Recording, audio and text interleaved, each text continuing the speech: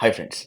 Generally, when you heard about the Pondicherry, when you want to visit Pondicherry, either beaches or visiting the temples or exploring the White Town or nightlife in Pondi only comes into our mind. But we have a very beautiful Catholic church also in Pondi. So we are going to watch about this church in this video.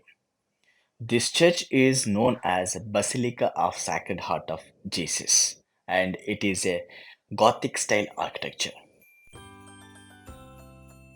And I would like to take an opportunity to wish you all a very, very happy.